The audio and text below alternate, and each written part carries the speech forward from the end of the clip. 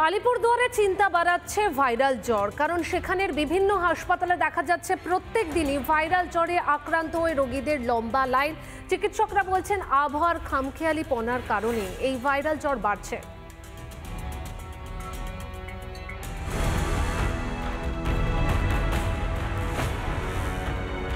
উত্তরবঙ্গের বিভিন্ন জেলার মতো আলিপুরদুয়ারেও চিন্তা বাড়াচ্ছে ভাইরাল জ্বর। যশোডাঙ্গা গ্রামীণ হাসপাতাল, লতাবাড়ি গ্রামীণ হাসপাতাল সহ জেলার প্রতিটি ব্লক হাসপাতালে অধিকাংশ রোগী জ্বরে আক্রান্ত হয়ে আসছেন চিকিৎসার জন্য। আউটডোরে বর্তমানে রয়েছে আমার আউটডোরে, কারণে এই আউটডোরে কিন্তু লম্বা লাইন এবং অধিকাংশ কিন্তু সবাই ভাইরাল জ্বরে আক্রান্ত। শুধুমাত্র আউটডোরে নয়, এমার্জেন্সি ইনডোরেও কিন্তু অনেক রোগী ভর্তি রয়েছে হাসপাতালে এবং প্রতিনিয়ত বর্তমানে কিছুদিন ধরে প্রতিনিয়ত লক্ষ্য করা যাচ্ছে এই যে ভাইরাল ফিভারে কিন্তু আক্রান্ত রোগীর সংখ্যা ক্রমশ বাড়ছে। बुखार कब से है? परसों रात से ही है। उसके बाद दवाई ले रहे थे, कम हो जाता था, फिर मतलब दवाई का आवाज़ से खत्म तो फिर बुखार चालू हो जाता। ভাইরাল ফিভার জ্বর কার আমার কয়দিন যাবত? কালকে পরশুদিন যাবত জ্বর। ডাক্তার দেখাবো? ডাক্তার দেখাবো। এই ভাইরাল জ্বরের ক্ষেত্রে কি কি উপসর্গ, রোগীদের কি করা উচিত বললেন লতাবাড়ি গ্রামীণ হাসপাতালের চিকিৎসক। জ্বর থাকে এরকম, তার সাথে সর্দি আছে, মাথা ব্যথা আছে, এই সমস্যাগুলো বলছে। তো তখন আমরা অ্যাসেস করি, কিছু টেস্ট করতে বলি এবং কিছু ওষুধ খেতে বলি। তারপরে আবার আসতে বলি, যে ফলো আপ আসতে বলি যে কীরকমভাবে আছে বা ইমপ্রুভমেন্ট কীরকম হচ্ছে, এই সমস্যাগুলি লক্ষ্য রাখতে বলি।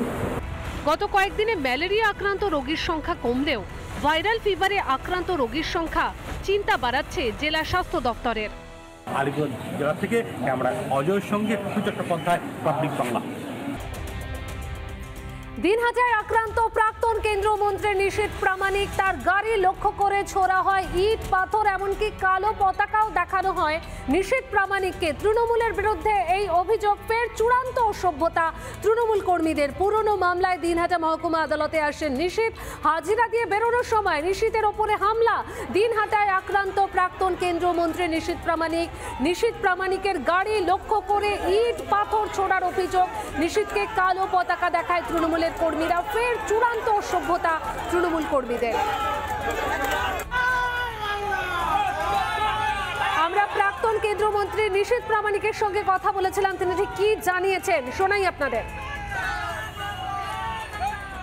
ঘটনাটা হয়েছে একেবারে কোর্ট চত্বর। আমরা জানি যে কোর্ট প্রিমাইসিস, যেটার কাস্টোডিয়ান বিচারপতি নিজেই থাকেন। কোর্টে মানুষ নিজের বিচার চাইতে যায়, সেখানে আক্রমণ, সেখানে এই সমস্ত যারা ভ্যান্ডালিজম করতে আজকে এসেছিল, যে সমস্ত গুন্ডা অ্যান্টি সোশ্যাল এলিমেন্টস যারা ছিলেন, তারা কি করে প্রবেশ করলেন, এটাই সবচেয়ে বড় কথা। এর আগেও বিধায়ক নিখিল রঞ্জন একই ঘটনা ঘটেছে। আমরা দেখেছি সম্মানীয় শুভেন্দু অধিকারী কিছুদিন আগে এসেছিলেন, তার সঙ্গে একই ঘটনা ঘটেছিল। অর্থাৎ সাংগঠনিক শক্তি যখন হারিয়ে যায় কোনো দলের, যখন মানুষ পেছন থেকে সরিয়ে যায়, তখন এইভাবে দাঁত নখ বেরিয়ে আসে এবং আক্রমণ করবার চেষ্টা করে। পুলিশের সামনে এই ধরনের ঘটনা ঘটছে, পুলিশ নির্বাক দর্শকের মতন, মিউট স্পেকটেটরের মতন তারা ভূমিকা পালন করছে।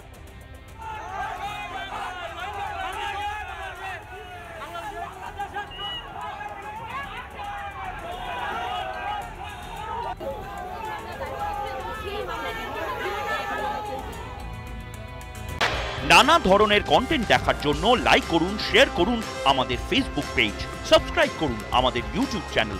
পাশাপাশি অন্যান্য ব্রেকিং নিউজের জন্য অবশ্যই চোখ রাখুন রিপাবলিক বাংলায়।